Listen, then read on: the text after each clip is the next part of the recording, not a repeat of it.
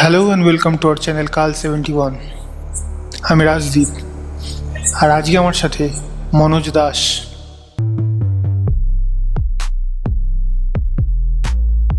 আজকে যে গল্পটি বলবেন, এটি কি আপনার ব্যক্তিগত অভিজ্ঞতা থেকে? একটা গল্প হলেও সত্যি এবং আমার নিজের অভিজ্ঞতা থেকে, যদিও এই অভিজ্ঞতা ঠিক ডাইরেক্টলি প্রত্যক্ষভাবে আমার নয়। আমার বন্ধু, তখন আমি স্কুলে পড়ি, আগেই বলেছি আমরা গ্রামের স্কুল, একদম অজপাড়া গ্রামের গাঁয়ের স্কুল। সেই স্কুলে নিরাপদ, তখন কত 5, 6 কি 7-এ পড়ি। নিরাপদ আমাদের ক্লাসে পড়তো, আমার বেশ বন্ধুস্থানীয় ছিল। তো শীতকালে আমাদের গ্রামের পাশেই ছিল, ওখান থেকে প্রায় মাইল 3-4 মাইল দূরে রামেশ্বরপুর বলে একটা জায়গা ছিল। এই রামেশ্বরপুর গ্রামে রাসমেলা, সেই সময় খুব বিখ্যাত রাসমেলা ছিল। ওই তল্লাটে উত্তর 24 পরগনার প্রত্যন্ত অঞ্চলে মানুষ রাসমেলার, রামেশ্বরপুরের রাসমেলা তার নাম জানত। আমার ছেলেবেলায় এই রাসমেলায় বিরাট, রাসমেলার ব্যাপারগুলো ছিল, বড় বড় পুতুল থাকতো, তাতে নানা রকম থাকতো, শ্রীকৃষ্ণ, আমাদের ধর্মীয় নানা কাহিনী, তার গল্প, কৃষ্ণের বিশ্বরূপের বিরাট বিরাট সব মাটির প্রতিমা তৈরি হতো, পুতুল তৈরি হতো। এবং সেই উপলক্ষে গ্রামে বড় মেলাও বসত, বিরাট অঞ্চল জুড়ে মেলা বসত। এবং সে মেলা সাধারণ কোনো মেলা নয়। আমার মনে আছে ছেলেবেলায় ওই মেলাতে আমি রাধারানী, কমলা ঝরিয়া এদের কীর্তন শুনেছি, আমি আঙুরবালার গানও শুনেছি ওই সেখানে। এই কীর্তনের আসরে আমাকে নিয়ে যেতেন দিদিমা, তার সঙ্গে যেতাম। আর কীর্তন ছাড়াও নানা রকম অনুষ্ঠান হতো, তবে তার মধ্যে বিশেষভাবে যার কথা বলবো আজ, সেটা হচ্ছে গোলাম রসুলের ম্যাজিক, জাদুকর গোলাম রসুল। এই জাদুকর গোলাম রসুল তাঁবু খাটিয়ে সেখানে টিকিট কেটে ম্যাজিক দেখাতেন। প্রথম গিয়েছিলাম, দেখবার পরে মামার সাথে গিয়ে তো আমি তো অবাক হয়ে গেলাম। আরে বাপরে বাপ, কি ম্যাজিক! এমনিতেই বাচ্চাদের, বিশেষত ওই বয়সের আমাদের কাছে অসাধারণ লাগতো। সেই ওয়াটার অফ গ্যাঞ্জেস, একটা কলসি থেকে মাঝে মাঝে জল ফেলে দেওয়া হতো, আবার কি করে জল জমতো যে তার মধ্যে, আমরা বুঝতাম না। এরকম কত রকমের খেলা যে ছিল, অদৃশ্য করে দেওয়া মানুষ, আর ফুল, পায়রা, এসব তো ছিলই। কিন্তু যে অদ্ভুত ম্যাজিকটা আমাদেরকে ভীষণভাবে আকর্ষণ করতো, যার জন্যে সময় পেলেই লুকিয়ে চুরিয়ে গিয়ে ওই ম্যাজিক দেখে আসতাম। সেই ম্যাজিকটা ছিল গোলাম রসুলের ভূতের খেলা। প্রচার হয়ে গিয়েছিল গোলাম রসুলের পোষা একটা ভূত আছে।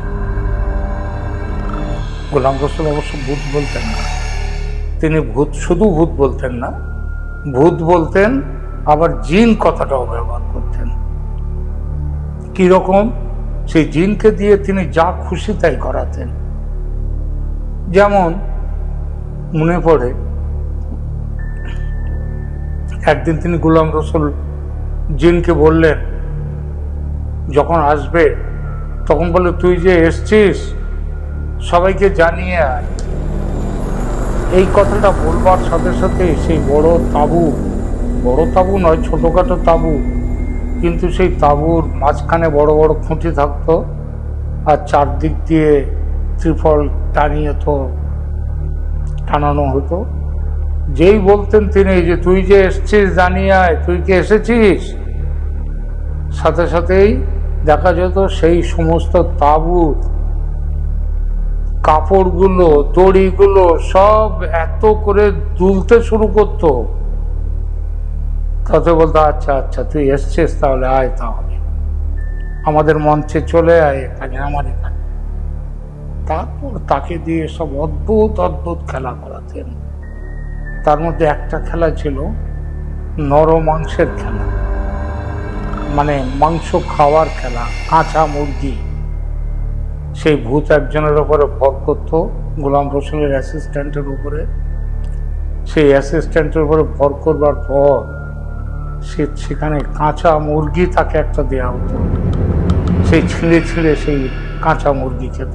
বিকট সে খেলা।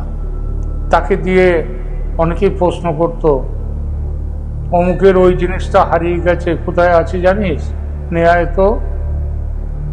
এই অমুক কোন অমুক? গোলাম রসুল বলতেন, আপনাদের ভেতর থেকে একজন উঠে আসুন। এবার দর্শকদের ভেতর থেকে একজন উঠে আসতেন। পরে শুনেছি যে গোলাম রসুল ওদেরকে আগের থেকে ঠিক করে রাখতেন। তখন তো তা জানতাম না। তখন জানতাম গোলাম রসুলের সাধারণ একজন দর্শক গেছে, গিয়ে বলছে, সে বলল, আমার এখান থেকে ওই হারটা হারিয়ে গেছে, কোথায় পাবো আমি? ভূতকে বলতেন, যা ওর হারটা নিয়ে আয়। কোথায় আছে? কোথায় আছে? বলতো, ও হারিয়ে গেছে, মানে ওটা পড়ে গিয়েছে ওনার ঘরের এই জায়গাতে আছে। কোথায় আছে? না, আলমারির তলায় রয়েছে। যা নিয়ে আয়। উনি সেখান থেকে তারপরেই সেই চারদিক কাঁপিয়ে ভূত চলে গেল। আবার একটু পরেই ভূত এসে গেল। ভূত তো খুব তাড়াতাড়ি 2 মাইল 4 মাইল দৌড়াতে গিয়ে সেগুলো নিয়ে চলে আসে। আমাদের খুব অবাক লাগতো এগুলো, বারবার দেখতে যেতাম ম্যাজিক, সময় পেলেই আর পয়সা হলেই। নিরাপদও যে ভেতরে ভেতরে গোলাম রসুলের সাথে যোগাযোগ করেছে আমি জানতাম না। ওই ম্যাজিক দেখে এত মুগ্ধ হয়ে গিয়েছিল যে গোলাম রসুলের সাথে ও যোগাযোগ করেছে। দিনের বেলায় গিয়ে স্কুল কামাই করে গিয়ে গোলাম রসুলের কাছে গেছে, গিয়ে বলেছে, আমি আপনার শিষ্য হব। গোলাম রসুল বললেন, আচ্ছা ঠিক আছে। এরপরে নিরাপদে দেখা গেল কয়েকটা দিন সে বাড়ির থেকে তার আর কোনো খোঁজই পাওয়া যাচ্ছে না। কোথায় গেছে কোথায় গেছে খোঁজ করে জানা গেল সে গোলাম রসুলের কাছে তার শিষ্য হয়ে গেছে, ও তার চেলা হয়ে সে ম্যাজিক শিখবে। আর ম্যাজিকের থেকেও বড় জিনিস, সে চায় যে তারও এরকম একটা ভূত আসুক। আমরা অবাক হয়ে গেলাম যে নিরাপদ চলে গেছে। নিরাপদ একটু বাউন্ডুলে গোছের ছেলে ছিল। চলছে, বেশ কয়েকদিন হয়ে গেছে। একদিন নিরাপদ সন্ধ্যের সময় আমার বাড়িতে এসছে, আমার কাছে এসে বলছে, মনোজ, আমি আজকে রাত্রে ওখানে আমাকে দিয়ে ওখানে করাবে, ভূতের সাথে দেখা করাবে। বললাম, তাই? ভূতের সাথে দেখা করাবে? কোথায় নিয়ে যাবি তাকে? তো বলছে, আমি জানি না আমাকে কোন জায়গায় নিয়ে যাবে, তবে আমাকে আজকে নিয়ে যাবে। আমি তখন জিজ্ঞেস করলাম, গোলাম রসুলের ওখানে আর কে আছে? তাহলে গোলাম রসুল আছে, তার বউ আছে, সেও ম্যাজিক দেখায় ওর সাথে অ্যাসিস্ট্যান্ট হয়ে। আমি আর কিছু বেশি বলতে পারলাম না। পরের দিন গোলাম রসুল এলো, মানে গোলাম রসুল ঠিক আসেনি। পরের দিন আমরা জানতাম না যে মায়ের জাদুকরের যে জাদুর দেখানোটা সেটা শেষ দিন ছিল, তার পরের দিন তারা সব চলে যাওয়ার কথা। আর শেষ দিন রাত্রেই, শেষ ম্যাজিকের পরেই আমাদের নিরাপদকে নিয়ে যাবেন তিনি নাকি কি সব করতে চলতে। আমাকে ভেঙে বলেনি কিছু, আমারও তো খেয়াল নেই। চলে গেছে নিরাপদ চলে গেছে ওখানটায়। পরের দিন হুলস্থল পড়ে গেল সারা গ্রামে। কি ব্যাপার না, নিরাপদকে এক জায়গায় পাওয়া গেছে, অজ্ঞান হয়ে পড়ে রয়েছে নদীর ধারে একটা গাছের নিচে। কে দেখেছিল, গ্রামের লোক টোক কেউ দেখেছিল, নদীর ধারে গিয়েছিল, তাকে নিয়ে এসছে, ওখান থেকে রেখে দিয়েছে, ওখানে পড়েছিল। গোলাম রসুল ম্যাজিশিয়ান, তার কোনো পাত্তা নেই, তারা চলে গেছে। নিরাপদকে সেবা শুশ্রূষা করে তাকে সুস্থ করানো হলো। সুস্থ করানোর পর সে বলল সেই কাহিনী। এই কাহিনী কতটা সত্যি, কতটা মিথ্যে, কিংবা কতটা নিরাপদর ভুল দেখা, সেটা আমরা কিছু বলতে পারবো না। নিরাপদ যা বলেছিল সেইটাই বলছি। নিরাপদ কিন্তু বলেছিল সে যা বলছে তার একটা বিন্দুও মিথ্যে কথা নয়, সবটাই সত্যি কথা। তাহলে এবার বলি নিরাপদ কি দেখেছিল, তার অভিজ্ঞতার কথা।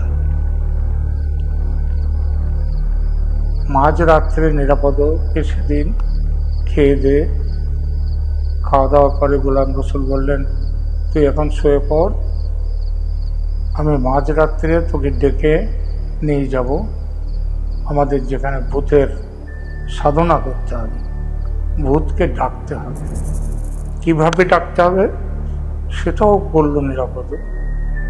বলে আমি শুয়েছিলাম, মাঝরাত্রে গোলাম রসুল দেখি একটা কালো পোশাক পরে আছেন, তার গলায় সব ওই মালা, এই মুন্ড মালা, মানুষের মাথার একটা বড় মালা নয়, একটা বড় মাথা ঝুলছে গলায়, তার করটিটা ঝুলছে, তাতে রক্ত মাংস কিছু নেই, করটি ঝুলছে। আর এছাড়া এক গাদা হাড়, ছোট ছোট হাড়ের মালা পরে থাকতেন। উনি বললেন যে চলো এবার আমরা যাব। কোথায় যেতে হবে? নদীর ধারে।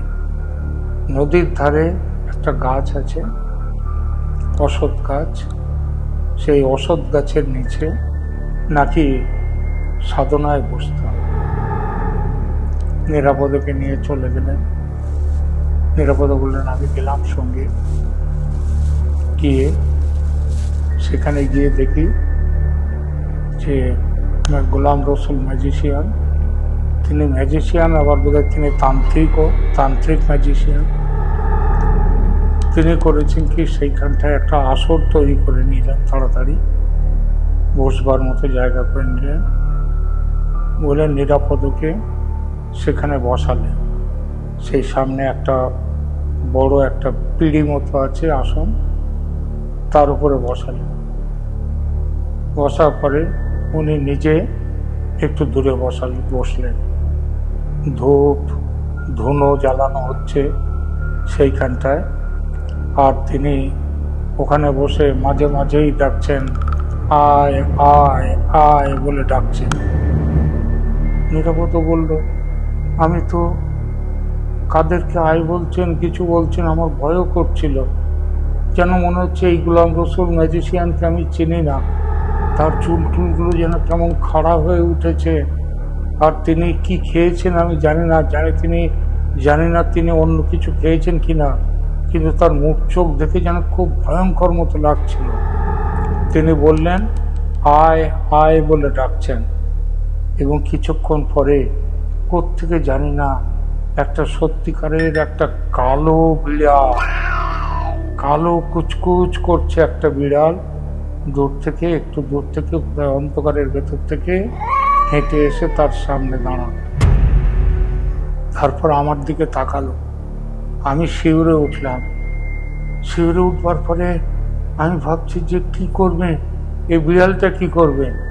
আমাকে তখন বললেন যে তুই এই বিড়ালটাকে তোর মারতে হবে, এই বিড়ালটাকে তুই মারলে তারপর এই বিড়ালটাকে মারবার পর এইখানে নদীর চরের ভেতরে নিচে গর্ত খুঁড়ে ওই বিড়ালটাকে এখানে করতে হবে, আগে তুই ওকে মার। কিন্তু আমি বিড়ালটাকে মারবো কি করে? আমি বিড়ালটার কাছে যাচ্ছি, একটু এগোচ্ছি, আর ওদিকে গোলাম রসুল সমানে বিড়ালটা কিন্তু আমার দিকে ফিরে তখন গজরানো শুরু করেছে, গজরাচ্ছে রাগে। আমি বলছি ও তো আমাকে কামড়াবে, আর ও বলছে কামড়া, তুই যা, তুই গিয়ে ধর ওকে। আমি বিড়ালটাকে ধরতে যাব, তারপরে এই বিড়ালটা কোথায় একটা অন্ধকারের মধ্যে একটা লাফ মারল। অবাক হয়ে গেলাম যে বিড়ালটা গেল কোথায়। আবার আমি বললাম আমি কি ধরবো, একটু পেছনে তাকিয়ে দেখি আমি তো আমার আসন থেকে উঠে এদিকে এসেছি, কিন্তু আমার আসনে বসে আছে বিড়ালটা। পিছন ফিরে দেখি বিড়ালটা আমার আসনে বসে। তখন ওদিক থেকে গোলাম রসুল চিৎকার করে বলল, তুই ওকে আসনে বসতে দিলি কেন? ও তো তোকে না মেরে এইবার যাবে না, তুই আসনে ওকে বসতে দিলি কেন? এই যখন বলছি হঠাৎ করে আমি তখন কি করব বুঝতে পারছি না। আমি বিড়ালটার দিকে যাব কি, বিড়ালটা আমার দিকে তাক মারছে, তাক করছে যেন আমার উপরে ঝাঁপিয়ে পড়বে। হঠাৎ এই সময়ে যখন আমি করছি, আমি তখন কেঁদে ফেলবো, যখন কাঁদবো নাকি, আমি এত ভয় পেয়ে গেছি। আমি ওখানে কাঁদবো কিনা বুঝতে পারছি না। শুনতে পেলাম দূর থেকে কে যেন একটা মহিলা, তিনি চেঁচাতে মানে চিৎকার করছেন, চিৎকার করে বলছেন, বলতে বলতে আসছেন, ওকে মেরো না, ওকে মেরো না। এইবার কাছাকাছি যখন তিনি এসছেন, তার আগেই গোলাম রসুল যেখানে বসেছিলেন সেখান থেকে উঠে দাঁড়ালেন। উঠে দাঁড়িয়ে উনি ছুটে গেলেন, যে মহিলা ছুটে আসছেন যেদিক থেকে সেদিকে ছুটলেন, কিন্তু মহিলা তখন কাছেই এসে গেছেন। কিন্তু আমি অবাক হয়ে দেখলাম তিনি আর কেউ নন, গোলাম রসুলের বিবি, জাদুকরের বিবি, যিনি তার সাথে খেলা দেখান একসাথে। তিনি চিৎকার করছেন তখনও, গোলাম রসুল তুই এখানে কেন, কেন এসছিস সেখানে? উনি বললেন তুমি কিন্তু ওকে মারবে না, ওকে মারবে না। তখন বলছে আমি কি করব সেটা আমি জানি, তুই কেন এসছিস, চলে যা, এক্ষুনি চলে যা। কিন্তু মেয়েটি মানে মহিলা তিনি যাবেন না, তিনি সেখানে দাঁড়িয়ে গেছেন, তিনি আর আসছেন না। তিনি দাঁড়িয়ে পড়েছেন ঠিকই গোলাম রসুলের সামনে। গোলাম রসুল বলছে আমি তোকে বলছি তুই চলে যা, তোকে শেষবারের মতো বলছি তুই চলে যা, নইলে কিন্তু আমি তোকে মেরে ফেলব। যখনই বলেছেন মহিলা তখন অবাক হয়ে একটুখানি কি করলেন, কেঁদে ফেললেন। কেঁদে ফেলে তিনি ভয় পেয়ে গেছেন যে তিনি, সেটা আমি বুঝতে পারলাম। তাই এখানে তিনি মহিলা তখন আস্তে আস্তে তিনি মুখ নিচু করলেন, মুখ নিচু করে তিনি পেছনের দিকে উনি ফিরে যাচ্ছিলেন। যাওয়ার আগে তিনি একবার আমার দিকে তাকালেন, তাকিয়ে যেন কেমনভাবে একটা চোখের ইশারা করলেন, পালিয়ে যাও, কি বলতে চাইলেন উনি। আমি তখন বুঝতে পারলাম না, কিন্তু আমি পরিষ্কার বুঝলাম, কিন্তু সেটা নজরে পড়েছে গোলাম রসুলের। তিনি তখনই তাকে, মেয়েটাকে, তিনি তার স্ত্রীকে একটা ধাক্কা দিলেন। ধাক্কা দিতেই তিনি এইবার তিনি রাগের ছোটে তার হাতে ছিল একটা বড় লোহার একটা মানে ডান্ডা ছিল। সেই ডান্ডাটা তিনি যখনই মারতে যাবেন, তার স্ত্রীকে যখন মারতে যাবেন, ভয় পেয়ে সে তখন ওখান থেকে ছুটে পালিয়ে গেল। কিন্তু সে যখনই ছুটে পালিয়ে গেল, তখনই আমিও তখন করেছি কি, আমি ভয় পেয়ে গেছি। কে যেন আমার ভেতর থেকে বলছে তুই পালা, তুই পালা, তুই পালা, হচ্ছে তোকে মারবে এবার, তোকে মারবার জন্য এত ব্যবস্থা, তোকে মারার জন্যে। আমি চমকে গেলাম। আমি তখন গোলাম রসুল তখন তার স্ত্রী যখনই পালিয়ে গেছে, চলে যাচ্ছে ওদিক দিয়ে, গোলাম রসুল সেদিকে দেখছে, আর আমিও সেই মুহূর্তে ওখান থেকে পালাবার জন্যে আমি তখন যেই ছুটেছি, কিন্তু বিড়ালটা যেন আমাকে পাহারা দিচ্ছিল। বিড়ালটা এইবার এসে করলো কি, আমার সামনে এসে দাঁড়িয়ে জোরে চিৎকার করা শুরু করে দিল। বিড়ালটা যখনই চিৎকার করছে, তখনই গোলাম রসুল করলো কি, এইবার পিছন ফিরে আমার দিকে তাকালো, তাকে বললো কোথায় পালাবি, পালাবার জায়গা নেই। অবাক হয়ে দেখলাম আমার চারদিকে কারা যেন তখন হাসছে, হা হা হা করে অট্ট আসছে। আমি আর আমার পা দুটো যেন পাথরের মতো হয়ে গেলাম। আমি চিৎকার করতে চেষ্টা করছি, বাঁচাও বাঁচাও বলে, যেমন করে একটু আগে গোলাম রসুলের স্ত্রী যেভাবে চেঁচাচ্ছিল, আমিও তেমন ভাবে পালাবার জন্য আমি চিৎকার করতে লাগলাম, যেন আমি বলতে চাইলাম বাঁচাও বাঁচাও। আমার মুখ দিয়ে স্বর বেরোচ্ছে না, আমার মুখ দিয়ে কোনো স্বর বেরোচ্ছে না। তারপরে আমি যে কি হয়েছে আমি বুঝতে পারবো না। হঠাৎ দেখলাম গোলাম রসুল এলো, এসে আমাকে এরকমভাবে ধরে দুই হাত দিয়ে আমাকে নিয়ে যাচ্ছে। আমি অজ্ঞান হয়ে গেলাম। আমি বুঝলাম যে এবার আমাকে এরা কিছু করবে, আর বোধহয় আমি বাঁচব না। আমি যখন জ্ঞান হারিয়ে পড়ে গেছি, কতক্ষণ জ্ঞান হারিয়েছিলাম আমি জানি না। তারপরে হঠাৎ দেখলাম, যখন আমার জ্ঞান ফিরল, তখন দেখি যে সকাল হয়নি, অন্ধকার তখনও আছে। কিছু লোকজন দূর থেকে, তারা মাঝি মাল্লারা যাচ্ছিল ওইখান দিয়ে, তারা ওই চিৎকার শুনে বোধহয় এসছিল, এসে অনেকক্ষণ ধরে ওখানটায় ওই রাত্রে কোথায় যাবে, তারা দূর গ্রামের মাঝি মাল্লা, তারা নৌকা নিয়ে যাচ্ছিল, তারা ওই চিৎকার ইত্যাদি শুনে তারা করেছে কি এসছে ওখানে, এসে দেখে আমি ওখানে অজ্ঞান হয়ে পড়ে রয়েছি, আর আমাকে ফেলে রেখে দিয়ে তখন গোলাম রসুল ছুটে পালিয়ে গেছে। তাকে ওরা আর খুঁজে পায়নি, ওরা আমাকে নিয়ে ব্যস্ত হয়েছে।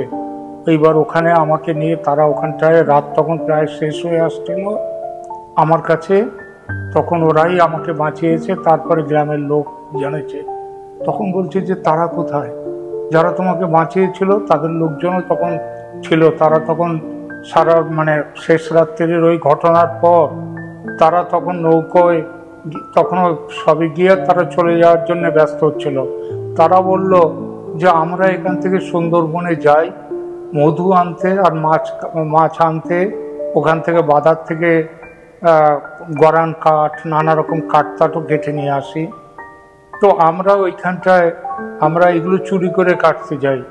জঙ্গলে এগুলো কাটতে গেলে গভর্নমেন্টের পারমিশন লাগে, ফরেস্ট ডিপার্টমেন্টের পারমিশন লাগে, আমরা অনেক টাকা দিয়ে সেই পারমিশন নিতে হয়। আমরা তা পাই না, করি না, করতে পারি না, আমাদের কাছে টাকা নেই। আমরা চুরি করে যাই, চুরি করে গিয়ে সমুদ্রে, এই নদীর খাড়িতে নানা জায়গায় আমরা মাছ ধরি। সেই মাছগুলো নিয়ে আমরা আসছি, সঙ্গে কিছু মধুও এনেছি। আমরা যাব এখান থেকে হাসনাবাদ, বসিরহাটে যাব, কি ওগুলো বিক্রি করব, কিন্তু আর বেশিক্ষণ থাকলে আমাদের মাছ খারাপ হয়ে যাবে, পচে যাবে, সেই জন্যে আমরা আর দেরি করব না। কিন্তু তখন গ্রামের লোক বলেছে, তোমরা কি করে কি বললে, সেটা তো বলো আমাদেরকে। তখন তারা বলল যে আমরা চিৎকার শুনে ওখানটা আসি, বুঝি যে কিছু একটা হচ্ছে, এখানে আগুন জ্বলছিল, আর একটা লোক এই ছেলেটাকে কোলে করে নিয়ে ওখানটায় নিয়ে এসে আমরা ভাবলাম যে বোধহয় মরা, প্রথমে ভেবেছিলাম বোধহয় মরা, তারপরে দেখলাম ও সেই ছেলেটাকে সামনে রাখলো, তখন এ আগুনের মধ্যে মাঝে মাঝে ধুনো দিচ্ছে, ধুনি জ্বলছে আগুনের, আর তার মধ্যে ছেলেটা তখনই অজ্ঞান হয়ে পড়ে রয়েছে। আমরা দূর থেকে দেখি সে ওখানটায়, এইবার বোধহয় তার কি ছিল আমরা বোধহয়, তারপরে হঠাৎই দেখি সেই ছেলেটার গলা এরকমভাবে টিপতে যাচ্ছে। কেন? তারপরে যখন বলছি আমরা, যখন ইতিমধ্যে সকাল হয়ে গেছে, এইসব কথাবার্তা যখন চলছে, বলে আমাদের দেখেই তো গোলাম রসুল পালালো, সকাল হয়ে গেছে, গোলাম রসুল তো চলে গেছে, সকালে তার যে বউটি সেই রাত্রে পালিয়ে গিয়েছিল, কিন্তু সকালবেলা সে গ্রামে এসে সে বলল যে গোলাম রসুল জাদুকরের কাহিনী, কি করতে চেয়েছিল, কি করতে যাচ্ছিল সেই কথাটা সে বলল। কি বলল যে দেখুন, আমি ওকে, আমার সাথে বিয়ে হয়েছে, কিন্তু আমি ওর প্রথম বিবি না, আমি শুনেছি এর আগেও ওর কয়েকবার ওর বিবি ছিল।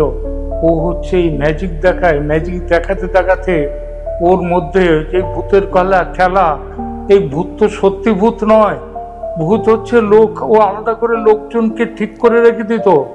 যখন বলতো যে এইবার যে তোরা ভূত এসেছিস তুই জিন, যখনই বলতো তখন ওর লোকরা করতো কি, তাঁবুর দড়ি ধরে টান দিলেই সমস্ত তাঁবু দুলতে থাকতো, লোকে ভাবতো যে ভূতে এইগুলো করছে। কিন্তু এইগুলো করতে করতে ওর মাথায় কবে যে আস্তে আস্তে একটু একটু করে ঢুকে গেছে যে সত্যি ভূত আছে, জিন আছে, আর এই জিনদেরকে যদি খুশি করতে পারি, আমি যদি একটা জিন যদি আমি আমার নিজের জন্য রাখতে পারি, তাহলে তাকে দিয়ে যা খুশি তাই আমি করিয়ে নিতে পারবো। তারপরে কি যে কোত্থেকে কি জানলো, ও রাত্রে গিয়ে শ্মশানে, নদীর ধারে গিয়ে ওই সমস্ত সাধনা করত, ওই রকম করতো, ডাকতো আয় আয় করে, হয়তো কোনোদিন চেষ্টা করতো, কবে করতো এগুলো বলে হয়তো আমাদের এদিকে গ্রামের দিকে অনেক জায়গায় কোনো ডেড বডি সাপে যদি কাটতো কাউকে, সাপে কাটা রোগীকে সাধারণত তাদেরকে হিন্দুরাও তাদেরকে কবর দেয় না, আর হিন্দুরাও তাদেরকে পোড়ায় না। সাপে কাটা রোগীগুলোকে করে কি কলার ভেলা করে, সেই কলার ভেলার ওপরে তাদেরকে শুইয়ে দিত। তখন আজকে আমি এই গল্পটা আপনাদেরকে বলছি, আমি এইরকম একটা সাপে কাটা রোগীর একটা অদ্ভুত ছবি আমি দেখেছিলাম, আমি সেটাও এই প্রসঙ্গে বলি। আমি তখন মাস্টারি করি, কালীনগরে থাকি, মাস্টারি করি ভান্ডারখালী হাটগাছার কেসি ইনস্টিটিউশনে আমি টিচার ছিলাম। আমি সেখানটায় যাব দুপুরবেলা, আমার কালীনগর থেকে যাওয়ার পথ প্রায় 3-4 মাইল রাস্তা, ওখানে আছে একটা ভ্যান রিক্সা যায়, অনেকদিন আগের কথা, ভ্যান রিক্সা যায়। সেই ভ্যান রিক্সা গিয়ে ভোলাখালী বলে একটা জায়গা, সেখানে নেমে নদীর পাড় ধরে হেঁটে যেতে হয় অনেকটা রাস্তা, যেখানে নদীর একদিকে হচ্ছে পাড় আর 3টে নদীর মুখ সেইখানটা এক জায়গায় এসে মিলেছে। জায়গাটার নাম বউ ঠাকুরন, অদ্ভুত নাম, কেন হলো এই নাম আমি জানি না। আশেপাশে 1 মাইল 2 মাইলের মধ্যে কোনো বাড়ি নেই, শুধু জমি, মাঠের পর মাঠ। সেইখানটায় দুপুরবেলা আমি যাচ্ছি, হঠাৎ দেখি আমি একা যাচ্ছি দুপুর, আশেপাশে কোনো লোক নেই ত্রিসীমানায়। হঠাৎ দেখি চরের ওপরে একটা মেয়ে, তার শরীরে তখনও কিছুটা কাপড় ছায়া আছে, তার মুখটা জলে পচে, তার মুখটা এরকম সারা শরীর ফুলে উঠেছে, আর মুখের মাথাটার উপরে বিবাহিতা মেয়ে ছিল, সিঁদুর পরতো, সিঁদুরের দাগ সহজে ওঠে না, সেই সিঁদুরগুলো পুরো কপাল সিঁথি সিঁদুরে ভর্তি হয়ে আছে, দাগে, সিঁদুরের দাগে। ভর দুপুর বেলা, আকাশে গনগনে সূর্য, আশেপাশে ত্রিসীমানায় কেউ নেই। আমি নদীর বাঁধের ওপর থেকে সেই একটি মেয়ে ওইরকম ভাবে শুয়ে আছে, মেয়ে নয়, মেয়ের লাশ শুয়ে আছে। আমার সেই চোখ, মেয়েটার সেই মুখ, আমি সেগুলো আমি জীবনে ভুলতে পারবো না। আমি একটুখানি দেখি, আমার ভয়ে, ওই দিনের বেলায় ভয়ে আমার সারা শরীর ছমছম করে উঠল। সেখান থেকে আর কিছুটা হেঁটে গিয়ে নদীর মুখে ওখানে খেয়াঘাট, সেই খেয়াঘাটের যে মাঝি, সে এপারে থাকে না, সে থাকে তার অপর পারে। সেই মাঝির ওখানে গিয়ে ডাক দিলে নদীতে, কিংবা হাত ফাত ধরে চিৎকার করলে, হাত তোলে, মাঝি ওপার থেকে দেখতে পায়, দেখতে পেয়ে সে নৌকা নিয়ে আসে, পার করে দেয়। এই হচ্ছে ওখানকার নিয়ম ছিল। মাঝি এসছিল, মাঝিকে আমি বললাম, ওখানে একটা মেয়ের লাশ রয়েছে, এরকম শুয়ে আছে চরের ওপর, কেন বলো তো, কি হয়েছে? তো বলছে, ওই পাশের গ্রামে ওখানে 2 দিন আগে একজনকে, একটা বউকে সাপে কামড়েছিল, তো সাপে কাটা রোগী তো মরে গেলে জলে ভাসিয়ে দেয় ভেলায় করে, হয়তো ভেলাটা কোথায়, ভেলা নদীর ঢেউয়ে চলে গেছে, তারপর দেহটা ভাসতে ভাসতে ওখানে এসছে। তো এইটা আমার মনে পড়ল। আর গোলাম রসুল কোত্থেকে, এইবার বলি গোলাম রসুলের জাদুকরের কথায় আসি। গোলাম রসুল সে করতো কি, এইরকম কোনো লাশ, যে কোনো লাশ নদী দিয়ে ভেসে গেলে, সেই লাশ, সে পচা হোক গলা হোক, সেই লাশ তুলে আনতো, তার নজরে পড়লে নিয়ে এসে সেখানে রাখতো। রেখে সেই লাশের, যদি তার উপরে বসার ক্ষমতা যদি তার হতো, বসার মতো অবস্থা থাকতো, বসে সে তন্ত্র করত, নইলে সে তার মতো সাধনা করত। সে সাধনাও, মুসলমান তন্ত্র সাধনার কিছু জানে না, কিন্তু ওদের মতো করে একরকম ভাবে জিন, পরি, এই যে ভূত প্রেত, এদেরকে সে ডাকত। এইবার ওর মাথায় কে এসছিল যে একটা মানুষ বলি দিতে হবে। এই মানুষ বলি দেওয়ার জন্য কাকে দিতে পারে? এই ছেলেটা গিয়েছিল ওর কাছে ম্যাজিক শিখতে। এইবার তাকে নিয়ে এবারে করেছিল। আর কালো বিড়াল, ওই কালো বিড়াল হচ্ছে ওর সর্বক্ষণের সঙ্গী। ওই জাদুকর ওকে খাইয়ে খাইয়ে এমন করে রেখে দিয়েছে, পোষ মানিয়ে রেখে দিয়েছে। ও যা ইঙ্গিত করবে, যা দেখাবে, ওই বিড়ালটা তাই করবে। যখন বিড়ালটাকে বসতে বলবে আসনের ওপরে, সেখানে গিয়ে বসবে। লাফিয়ে ওর ওপরে লাফিয়ে আঁচড়ে ওকে মেরে ফেলার কথা বললে তাই বলবে। আর ওই বিড়ালের নখ টক গুলো দেখুন, ওর দেখবেন ওকে তো কামড়াতে পারেনি বিড়ালটা, তার আগেই লোকজন এসে গেছে, আমি এসে গিয়েছিলাম। কিন্তু বিড়ালটার যেদিন ওকে মারতে ওই দিন এসছিল, তার নখে বিষ মাখানো ছিল। যদিও বিড়ালের কামড়ে না মরতো, ওই বিষের, ওর নখের বিষেও মরে যেত। ওর ভাগ্য ভালো যে আমি ওখানে আসতে পেরেছি। আর আমাকে বাঁচাতে গিয়ে, আমাকে তাড়াতে গিয়ে কিছু সময় গেছে, বিড়ালটা ঝাঁপাতে পারেনি, নদীর থেকে লোকজন এসে গিয়েছিল। একটা প্রাণ নিরাপদে এইভাবে বেঁচেছিল। অনেক বছর পরে নিরাপদের সাথে আবার দেখা হয়। নিরাপদ তখন সাধু মতো হয়ে গেছে, দূর থেকে আসছে, দেখি একদম তান্ত্রিক সাধু মতো, একেবারে তার লম্বা লম্বা চুল, কপালে সিঁদুর। আমাকে দেখে বলল যে চিনতে পারছো আমাকে? আমি বললাম নিরাপদ? তা বললো হ্যাঁ। তুমি কি তান্ত্রিক হয়ে গেছো?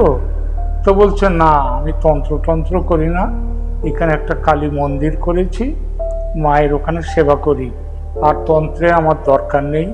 আমি তখন জিজ্ঞেস করলাম, তুমি কি চেয়েছিল বলো তো নিরাপদ? তুমি সেদিন যে ওর কাছে গিয়েছিল, ও যখন তোমাকে বলল ভূতের কথা সাধনা করতে যাবে নদীর ধারে, কি বলেছিল? তখন বলেছিল যে ওখানে নদীর ধারে আমি সাধনা করতে যাব, তোকে নিয়ে দেখবি ওখানে ওই বিড়ালটা থাকবে, ওই বিড়ালটাকে তুই মারবি, মারবার পর বিড়ালটাকে পুঁতে দিবি। আমাকে যে মারবে আমি জানতাম না। আর বলেছিল কি, আর বলেছিল যে এইটা করতে পারলে, তুই বিড়ালটাকে মারলে, ওখানে দেখবি খুব সুন্দর একটা সুন্দরী একটা মেয়ে আসবে। এই মেয়েটা কি জানিস? এই মেয়েটা হচ্ছে ওই জিনদের দেবী, জিন পরীদের দেবী। এই জিন পরী যদি একবার তোর উপরে খুশি হয়, তাহলে তুই যা চাইবি ওর কাছে সব পেয়ে যাবি। আমাকে ওই জন্যই আমি করে দিয়েছিলাম। আমি জিজ্ঞেস করলাম, তুই কি জিন পরীকে দেখতে পেয়েছিলি? তখন বলল, আমি জিন পরীকে দেখেছি কিনা জানি না। যখন জাদুঘরের বউ, যখন বিবি যখন দূর থেকে বলল বাঁচাও, ওকে মেরো না, ওকে মেরো না বলতে বলতে যখন আসছিল, আমি কিন্তু তখন মনে হয়েছিল ওই জাদুঘরের যে বিবি, তাকে আমার মনে হয়েছিল জিন পরী। আমি বললাম কেন? তখন জাদুঘরের বিবি পরেছিল, ঘাগরা পরেছিল, সেই ঘাগরা পরে আসছিল। আমি জানি না কেন যেন মনে হয়েছিল আমাকে বাঁচাতে আসছিল বলেই হয়তো আমার তাকেই মনে হয়েছিল জিন পরী। আমার কাছে আমি বেঁচে আছি আজ সেই জিন পরীর দয়ায়, তার দয়াতে আমি বেঁচে আছি। এই বলেই নিরাপদর ম্যাজিক শেখা, জাদুবিদ্যা শেখার যে গল্প, এটা ভৌতিক না অলৌকিক কিছুই জানি না। তবে একটি ছেলে তার কিশোর বয়সে তার অভিজ্ঞতার কথা এভাবেই আমাদেরকে বলেছিল। ধন্যবাদ, ভালো থাকবেন সবাই।